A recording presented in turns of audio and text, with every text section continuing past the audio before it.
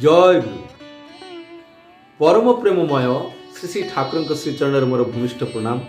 परमाराध्या जगत जननी श्री श्री बर्मा परम पूज्यपाद श्री श्री बर्दा परम पूज्यपाद श्री श्री आचार्य श्रीचरण मोर भूमिष्ठ प्रणाम। जो समस्त दादा माँ मैंने मोर श्री श्री ठाकुर अमृत कथा शुणुंट बुझुंट करुँच समस्त मोर आंतरिक राणित जय गुरु। आशा कर समस्त भल अच्छे भल रे परम प्रेममय को नहीं चलिए।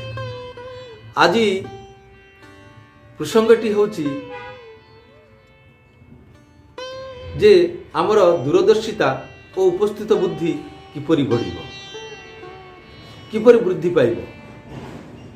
परम प्रेममय श्री श्री ठाकुर कहिसंती तांकर सत्यन्वेषण रे विपद को फांकी दे और परास्त करी सफलता लक्ष्मी हासिल कर लाभ कर। विपद जेपरी तुमको सफलतारू वंचित न करि पारे। ये कथाटा ठाकुर आमको कहते मते कहते अर्थात सफलता पाइबा बाटरे विपद आसीबो ही आउ से विपद को फांकी देकरी एड़ेकरी परास्त करी आम मान को सफलता लाभ करने श्री ठाकुर निर्देश दौरान आहरी पुणी कहते जे विपद जपरी तुमको यही सफलतार वंचित न करि पारे। किपरि यही बाणीटी पाठ होला परे हरिपदा कहते जे विपद को फांकी देवा अर्थ आगरू विपद जमती न आसे तापाई प्रस्तुति नेबा। जेपरी घर बाड़ी तैयारी करबा बेले ता पूर्वरु आमे सेठी कूओ किंबा पोखरी खोली थाउ जेमति कि कार्य करिबारे सुविधा हुए। श्री श्री बरदा कहउचंती जे श्री श्री बरदा कहउचंती फांकी आगुरु देले ही हुए आगुरु देले ही ताहा विपद को फांकी देवा संभव आगुरी कले। अर्थात श्री श्री पितृदेव कहवाक चाहते जे कहते जे विपद को फांकी देवा पाई हेले गोटे फार साइटेडनेस रहिबा दरकार एवं रेडी विट थिबा दरकार। कारण विपद अर्थ कौन एबे जो परिस्थिति रे आमे अछु ताठू दुखदायक परिस्थिति बा अवस्था। हरिपदा कहते जे क्षितिजदा थरे आश्रम रे गोटे हरिण देखिबा पाई गले। हरिणटी हठात तांको आक्रमण करदेले। से हरिणर सिंह दुईटी धरी चित्कार करबाक लागले पाटी करबाक लागले।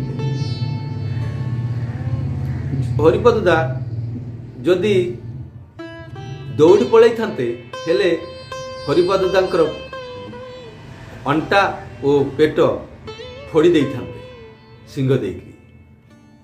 एठी जदि हरिपदा जानी थांते जे हरिणटी एडल्ट हेची एवं इमाने इंस्टिंक्टा टिके सतेज थाए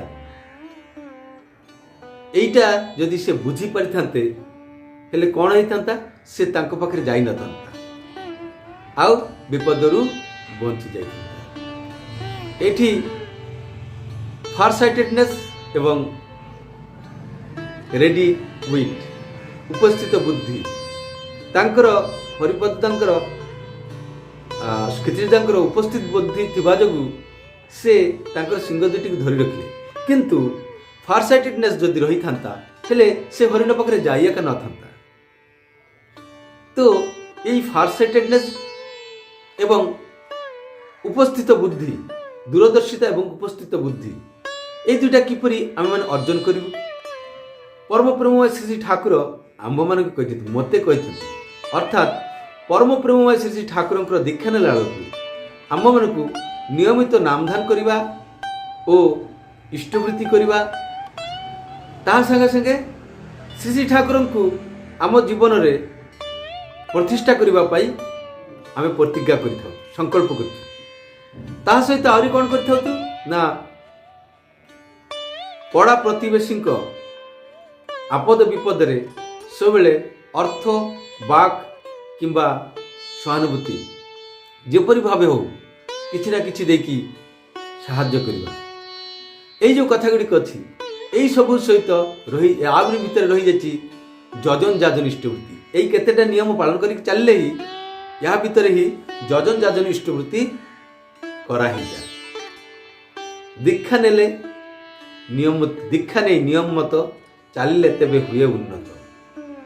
তো এই যে নামধান করিবাটা প্রতিদিন প্রত্যুষরে উঠি ସତ୍ୟଲିଙ୍ଗ ପାଠ ନାମଧ୍ୟାନ ପୁଣି ଇଷ୍ଟବୃତ୍ତି ଅର୍ଘ ପ୍ରଦାନ ତାପରେ ଆହୁରି ଅନ୍ୟ କାମ ଏବଂ ପ୍ରାର୍ଥନା ସକାଳ ସନ୍ଧ୍ୟା ପ୍ରାର୍ଥନା ଏଇଗୁଡ଼ିକ।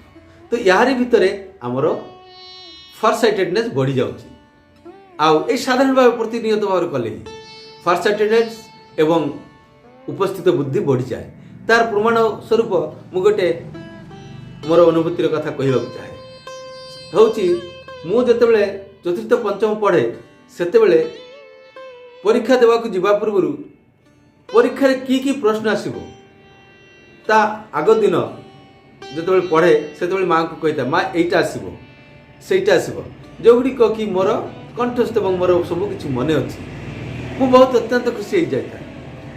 ଆଉ ଏଇ ଅତ୍ୟନ୍ତ ଖୁସି ହେବା ଯୋଗୁଁ ମୁଁ ପରୀକ୍ଷାରେ ଚଞ୍ଚଳ ହେଇଯାଏ, ଯାହାଦ୍ୱାରା କିଛି କିଛି ଜିନିଷ ମୁଁ ଛାଡ଼ିକି ପଳେଇ ଆସିଥାଏ।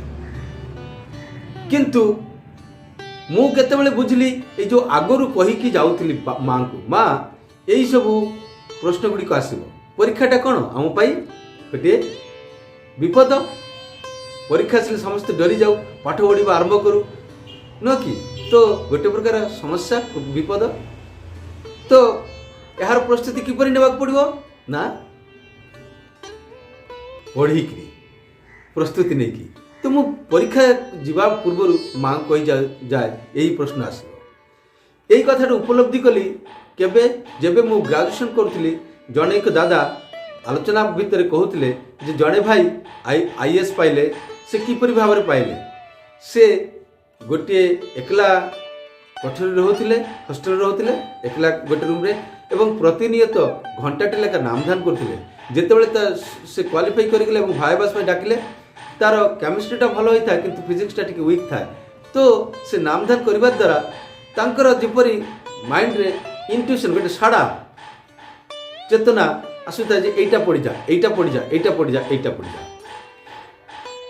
ସେ ସେଇଗୁଡ଼ିକ ପଢ଼ିଯାଏ ଏବଂ ଦେଖିବାକୁ ଗଲେ ସେ ଭାଇବାସରେ ମଧ୍ୟ ସେଇ ପ୍ରଶ୍ନଗୁଡ଼ିକ ପଚାରିଲେ ଏବଂ ସେ ସହଜରେ ଉତ୍ତର ଦେଇ କ୍ୱାଲିଫାଇ କରିଗଲେ, ଆଚିଭ୍ କଲେ ଆଇଏଏସ୍ ର୍ୟାଙ୍କଟି।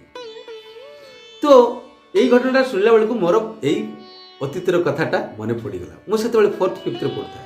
ମୁଁ ପ୍ରତିଦିନ ସକାଳ ସନ୍ଧ୍ୟାରେ ପ୍ରାର୍ଥନା କରେ ବାପାଙ୍କ ସହିତ, ଆଉ ଶୋଇବା ପୂର୍ବରୁ 5 ମିନିଟ୍ ନାମଧାନ କରୁଥାଏ। ଏଇ ଅଭ୍ୟାସଟି ଥିଲା। ତ ଅନୁଭବ କଲି ମୁଁ କାହିଁକି ସେତେବେଳେ। ଆଉ ଗୋଟେ ଛୋଟିଆ ଘଟଣାଟିଏ କହିବାକୁ ଚାହୁଁଛି। ବ୍ରହ୍ମପୁର ସତ୍ସଙ୍ଗରେ ଉତ୍ସବ ହେଉଥାଏ, ବହୁତ ଦିନ ଆଗର କଥା। ମୁଁ ସେତେବେଳେ ଇୟର୍ଟା ହେବ 2003 ପାଖାପାଖି। ତ ସେଇ ଉତ୍ସବରେ ମୁଁ ଯାଇଥାଏ, ସେଇ ସତ୍ସଙ୍ଗରେ ରହେ। ଉତ୍ସବ ବେଳକୁ ଯେଉଁ ପଡ଼ିଆରେ ଅନେକ ପନିପରିବା ଆସେ ଦୂର ଦୂରରୁ। ଗୋଟିଏ କେତେଟା ଟ୍ରକ୍ ଭର୍ତ୍ତି କଖାରୁ ଆସିଥାଏ। ତ ସେ କଖାରୁ ଯେଉଁ ଟ୍ରକ୍ରେ ଭର୍ତ୍ତି ହେଇକି ଯାଉଥାଏ, ସେଇଠି ଆମେମାନେ ଆଖପାଖରେ ଛିଡ଼ା ହେଇଥିଲୁ। ସେ ଟ୍ରକ୍ଟି ଆମ ପାଖ ଦେଇକି ଯାଉଥାଏ। ପିଲା ଗୋଟିଏ ହଠାତ୍ ଛୋଟ, ବେଶୀ ବୟସ ନୁହଁ, 8-9 ବର୍ଷ ବୟସର ପିଲାଟିଏ ସେଇପଟରୁ ଦୌଡ଼ିକି ଆସୁଥାଏ ଏବଂ ସେ ପିଲାଟି ଯେତେବେଳେ ଆସୁଥାଏ ସେ ଗାଡ଼ି ପାଖ ଦେଇକି ଆସୁଥାଏ। କ'ଣ ହେଲା କେଜାଣି କିପରି ଭାବରେ ଗୋଟେ ଧକ୍କା ଲାଗିକି ଗାଡ଼ିରେ ଥିବା ଯେଉଁ କଖାରୁ, ସେଟା ଗୋଟେ କଖାରୁ ଡେଇକି ପଡ଼ିଗଲା। ଯେତେବେଳେ ପଡ଼ିଗଲା ଫଟକିନା ମୋର ଆଖି ପଡ଼ିଲା ଏବଂ ମୁଁ ତତ୍କ୍ଷଣାତ୍ ସେ କଖାରୁଟିକୁ ଧରି ପକାଇଲି। ଯଦି ମୁଁ ଧରି ନଥାନ୍ତି ସେ କଖାରୁଟି ଯାଇ ସେ ପିଲାର ମୁଣ୍ଡରେ ଲାଗିଥାନ୍ତା। କ'ଣ ହେଇଥାନ୍ତା କି ଜାଣି, କିନ୍ତୁ ଲାଗି ତାର ମୁଣ୍ଡରେ କିଛି ଗୋଟେ ବିପଦ ହେଇପାରିଥାନ୍ତା। କିନ୍ତୁ ସେତେବେଳେ ମୁଁ ସେ ରକ୍ଟିକୁ ଦେଖୁଥିଲି ଏବଂ ତାର ଯେଉଁ କଖାରୁର ଯେଉଁ ଗତିବିଧି ସେଇଟା ଦେଖି ମୋତେ ଲାଗିଲା ଯେ କଖାରୁ ପଡ଼ିବନି ତ, ଆଉ ଦେଖିଲା ବେଳକୁ ସେଇଟା ପଡ଼ିଲା। ଉପସ୍ଥିତ ବୁଦ୍ଧି ଯୋଗୁଁ ମୋର ଫାର୍ଷ୍ଟ ସାଇଟେଡନେସ୍ ଏବଂ ଉପସ୍ଥିତ ବୁଦ୍ଧି ଦୁଇଟା ଯାକ କାମ କରିବାରୁ ମୁଁ ସେଇ କଖାରୁଟିକୁ ଧରି ପକେଇଲି ଏବଂ ପିଲାକୁ ସେ ଯେଉଁ ଆସନ୍ନ ବିପଦରୁ ବଞ୍ଚେଇ ଦେଇପାରିଥିଲି। ଏଇଟା ମୋର ଅନୁଭୂତି। ଠିକ୍ ଅଛି। ତ ଏମିତି ଭାବରେ ଆମେମାନେ ଯଦି ପ୍ରତିନିୟତ ନାମ ଧ୍ୟାନ ପରାୟଣ ହେଇକି ଯଜନ ନିଷ୍ପତ୍ତି କରିକି ଚାଲିବୁ, ହେଲେ ନିଶ୍ଚିତ ଭାବରେ ଆମର ଫାର୍ଷ୍ଟ ସାଇଟେଡନେସ୍ ଏବଂ ଉପସ୍ଥିତ ବୁଦ୍ଧି ଜାଗୃତ ହେଇଯିବ। ଠାକୁର କହିଛନ୍ତି ନା, ଉଷା ନିଶାରେ ମନ୍ତ୍ର ସାଧନ ଚଳା ଫେରାରେ ଜଗ, ଯଥା ସମୟରେ ଇଷ୍ଟ ନିର୍ଦ୍ଦେଶ ମୁକ୍ତ କରିବା ହିଁ ତ। ନାମ ମଣିଷକୁ ତୀକ୍ଷ୍ଣ କରେ, ଆଉ ଧ୍ୟାନ ମଣିଷକୁ ସ୍ଥିର ଗ୍ରହଣକ୍ଷମ କରେ। ଠିକ୍ ଅଛି ନା। ତ ଠାକୁରଙ୍କ ବାଣୀ ଗୁଡ଼ିକୁ ମନେ ରଖି ବାସ୍ତବରେ ନିଜ ଚରିତ୍ରରେ ଫୁଟେଇ ତୋଳି ପାରିଲେ ହିଁ ସବୁକିଛି ସମ୍ଭବ ହେଇଯିବ। ଆଉ ତେଣୁ ଠାକୁର ଆମମାନଙ୍କୁ କହିଛନ୍ତି ଯେମିତି ସଫଳତା ବିପଦ ଯେପରି ତୁମର ସଫଳତାଠୁ ତୁମକୁ ବଞ୍ଚିତ ନ କରେ। ଠିକ୍ ଅଛି। ତ ସମସ୍ତଙ୍କ ଯେମିତି ସଫଳ ହୁଅନ୍ତୁ, ଏହି ପ୍ରାର୍ଥନା ରଖି ଆଜିର ଆଲୋଚନା ଏଠି ବିରାମ ଦେଉଛି। ଜୟ